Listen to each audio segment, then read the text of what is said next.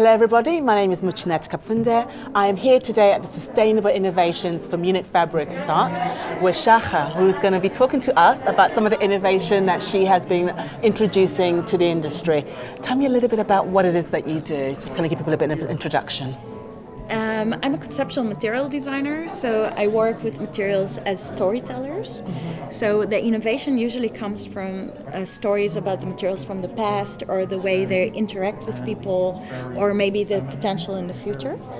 Sometimes I create my own materials. Mm-hmm. Two of my more known materials one is a bioleather made from blood, bones and fat from the slaughterhouse industry.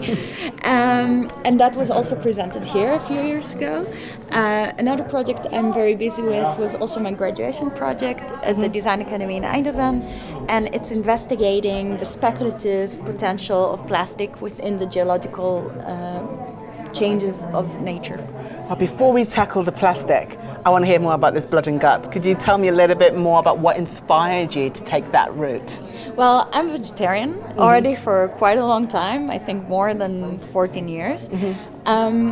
But for me, it was really made me curious, how do we interact more in the psychological way with the sources that we use, also animals, how we treat animals. We use organisms, we take them apart, we use their parts for different things. But I was also questioning, can we be really vegetarian? Can we really be vegan? Apparently, animal fat is being used in so many things we are not even aware of. Is this true? So, how can we investigate those materials? How can we realize that everything around us is deconstructed and constructed again? A lot of times I get some kind of but this is not vegan, this is not vegan. But for me, this industry is still here, and it's going to be here for a while. Yes. So let's use the entire animal, let's respect the entire animal. If we're already killing it, we're already eating the meat, let's use every little bit of it at the end. See, I completely agree with you. I think we should definitely respect the entire animal and use it, which is why I found it quite fascinating when we were talking earlier that you said that how the people reacted to the shoes, the idea of them being made of bones and blood, and you think they're probably meat eaters, and yet they react so strongly to this new type of material. Exactly. Can you elaborate a bit more about their reactions and were you expecting that, or was the shock value? Actually, it's fascinating because not only people who are meat eaters are reacting to it in a very strange way, because I keep saying to them, but you eat meat, there's blood in it, it's the same materials. You wear leather, it's also from an animal's skin. But also vegan people reacted in a very interesting way. People accepted it. Okay. They saw the story behind it, they understood the narrative behind it. So I expected vegan people to be really angry at me. And sometimes I do get those reactions, but I think when you look into the material resource and you really understand the story behind the material, and you understand that I'm here to tell a narrative, to tell this, how we treat resources, how do we understand violence or discuss when it comes to materials, then you realize that there's importance in telling those stories. You spoke about them being available to buy. You can buy these trainers, folks. Can you let me know how someone could purchase these trainers? Yes, of course. So it's the shoes we made with that leather is a collaboration I did with a company called Natu. So of course on Natu website. I'm also a part of the shop of the Next Nature Network blog foundation. So you can purchase from both sites or from my website as well. So let's talk a little bit more about storytelling. I think it's super important that everyone understands where the material comes from, because that's the only way you can respect the garment that you wear. Exactly. Would you say that in today's society that we are becoming a lot more receptive to wanting to know the story, or would you say that we are still needing to become more receptive? I think it's a combination, because you have a lot of people which are becoming more aware that they do want to know what is the source of what they're wearing, the food that they're eating. But there's still a lot of ambiguity about it. There's no transparency about it. So we cannot really know. It's really, really hard to find which farmer made your food, which farmer made the cotton that you're wearing. There's a need for it, but it's not there yet. See, that's why I find what you're doing super interesting, because it's hard to access that type of knowledge. Definitely. You know, as just a basic consumer, how would I know this information? So you are working with different collaborations with different companies. Are you finding that fashion companies are more open to telling their story now than they were before? Definitely. I think there's several companies which are really doing a lot of effort. They're contacting designers like me, designers that are more thinkers or storytellers. They're really willing to experiment in that sense.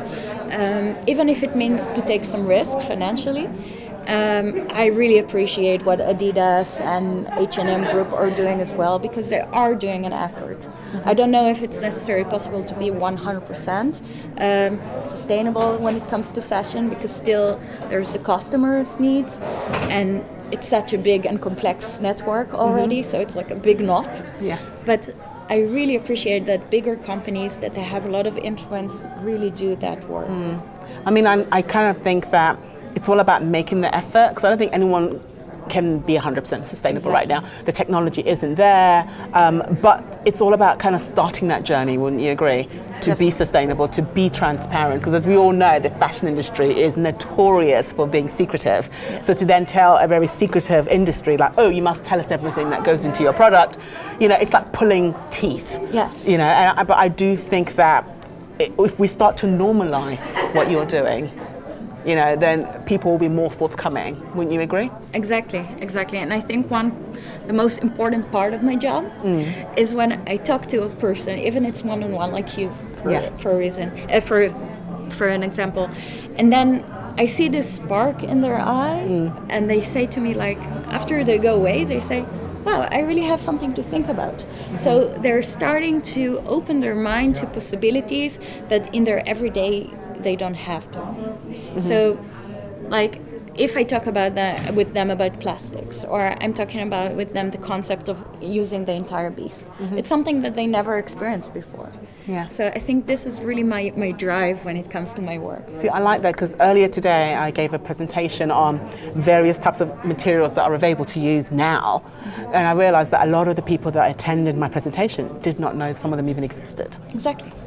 And I think that, you know, to be able to communicate that is super important, because one thing to tell people be sustainable or be innovative, but then if they don't have the tools, how are they supposed to be? Yeah, exactly. And as a storyteller, I have the opportunity to tell those stories of those materials which people are not aware of in their everyday life. So final question, taking a look into everything that you do and taking it all into account, what would you foresee the fashion or the textile industry to evolve into? What do you hope for?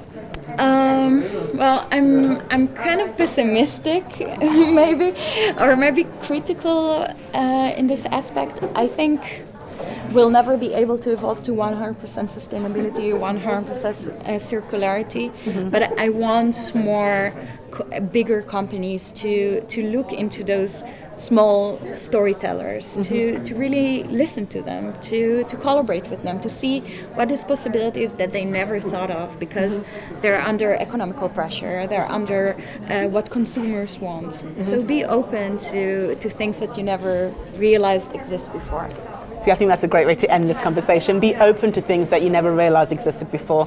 Thank you so much for having this conversation, and I hope she has aroused your curiosity to go and explore what exactly your materials are made of. Thank you.